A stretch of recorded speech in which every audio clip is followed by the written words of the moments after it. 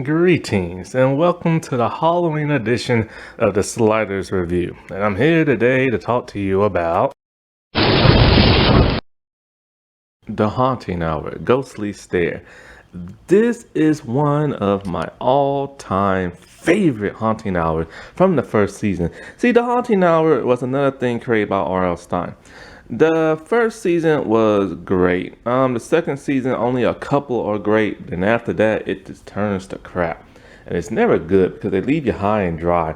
Like they'll start off really good and they'll end kind of bad. Or they went more the comedic route. I guess because it was scaring kids more than Goosebumps or whatever. But oh well. And so this was a little bit more mature than Goosebumps. But I do prefer Goosebumps a little bit more over this series. Because Goosebumps, well, I explained that in my Haunting Hour Goosebumps video I made a long time ago. So just go check those out on my channel. The Ghostly Stare was creepy when I first saw this, man. Think of it as a more updated, mellow out version of Ghost Beach from Goosebumps. So it's at a construction, well, not really a construction site. Well, it kind of is. Okay, they're at a grave site, and there's a bunch of construction workers there. They're digging up a bunch of graves, and then as they leave, these two kids wait to sneak in, Lauren and Mark. And Lauren wants to go because like she loves like rubbing on graves and making like a poster type thing. So she's talking about how she's gonna go there, and Mark's talking about like how mom doesn't want them to. But it's like she's gonna go anyways. But before they go there, they have a staring contest, which she always wins. She's really good at it. And every time they stare at each other, they try to freak each other out, talking about I can look inside your soul and everything. And other one talking about I can see your cold breath and all this other stuff. So anyway, as they're at the gravesite, Mark is just getting on Lauren's nerves. She cannot stand her little brother. And so she's rubbing on the gravesite, and he's just being like his goofy little self. Talking about like, I wonder how this ghost died and stuff like that, and it's just getting on her nerves. And then he spooks her to the point where she scratches it and messes up. And so he's all like, oh, there, I'm just gonna wander around and you go do your grave rubbings and stuff. So she's rubbing on the grave, and he's just like wandering around looking at other grave sites, and all of a sudden he trips and falls into an empty grave that's been dug up. And so next thing you know, as she's rubbing the grave, we see him, and he's all like, and she's kind of looking for him, and because like after a while she can't find him, so she starts calling out his name, and she starts looking for him, and then she finds him staring there at her, and he had a jacket on to begin with, but now he has the hoodie up where you can barely see his face, and he's all like, "Can we go home now? It's cold outside," and everything. And so she like, fine, whatever, because he was getting on her nerves, and she's not getting no work done. So as they leave there, the camera pans to like an empty grave, and Mark is laying in there, all passed out, knocked out. It's like, what? How can he be there and then be with Lauren?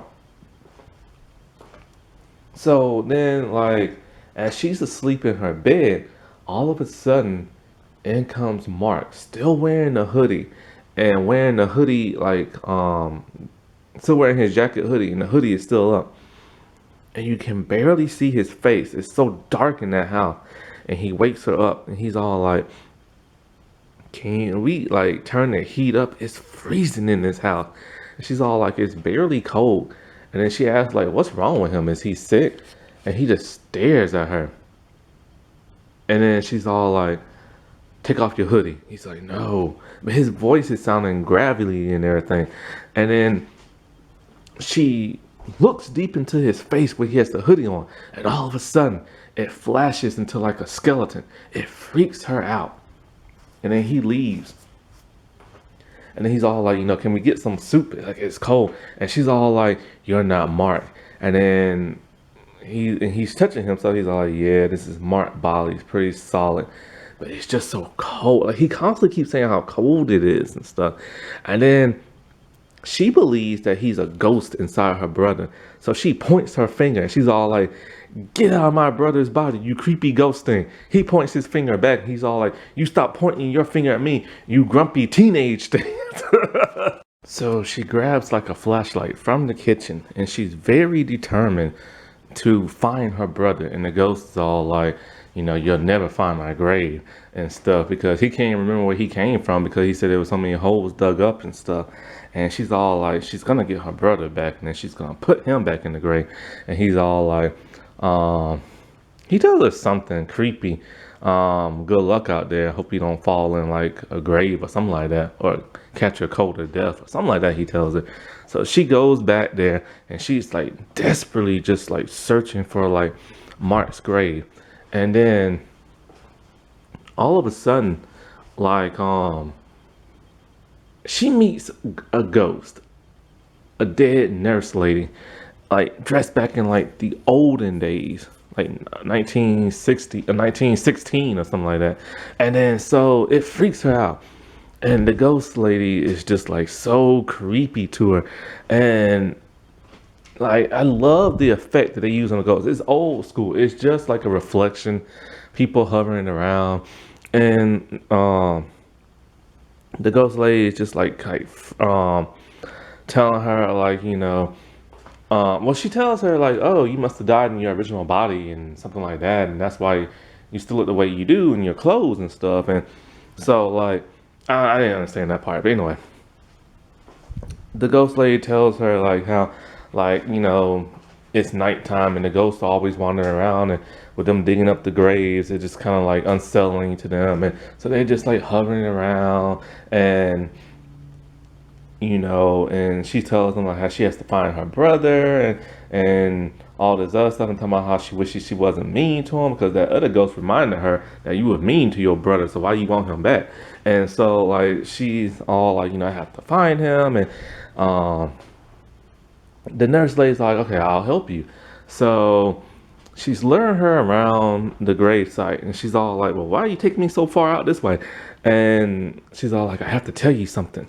And then she's all like, "If you don't get your brother back, and if you don't find that grave with your brother in it and get him out of there before like the sun rises, he'll stay a ghost forever, and that ghost will be trapped inside your brother's body."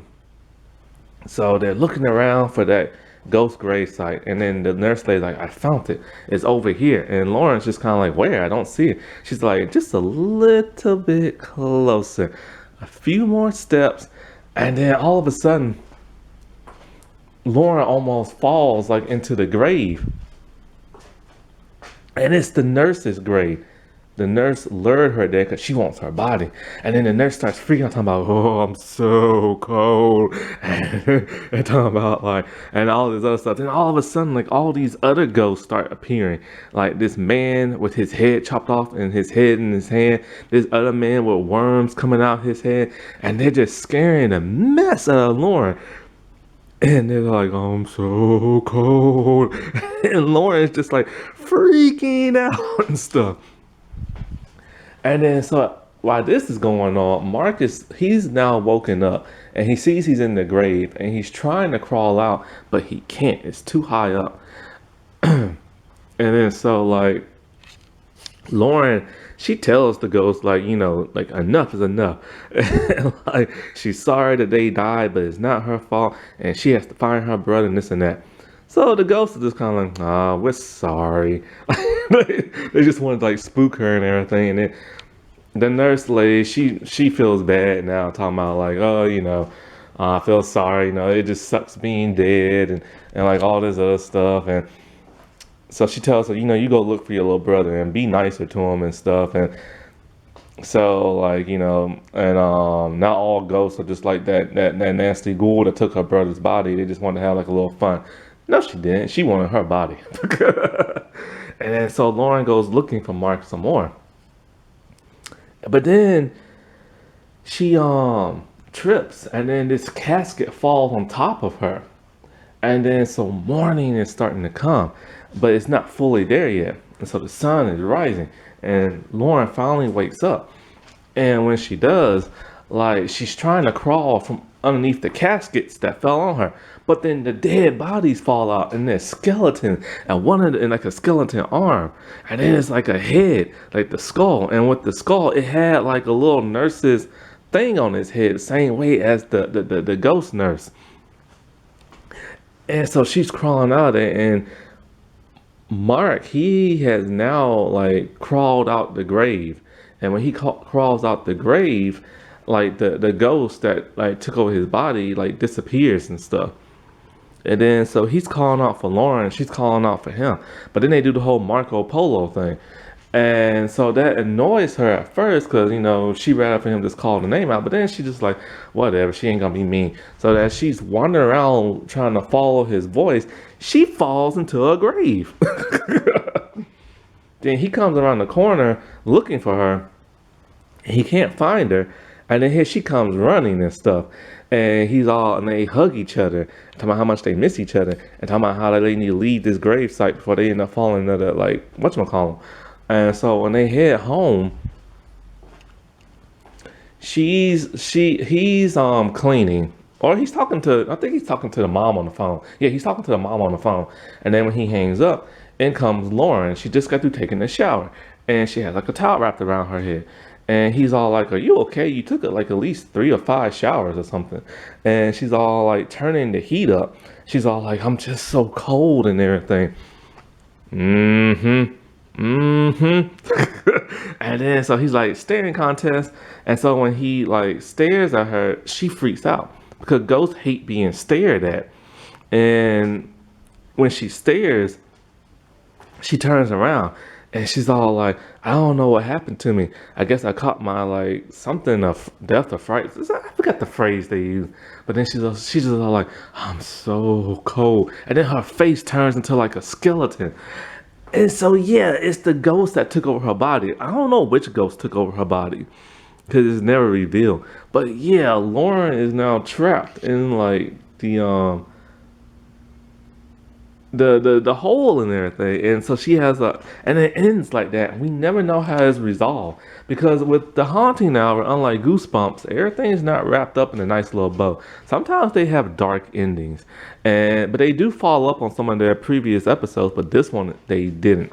And I'm just like, man, like what happened? It's such a good episode. Now wasn't that spooky? Alright, well, I shall talk to y'all later. Bye.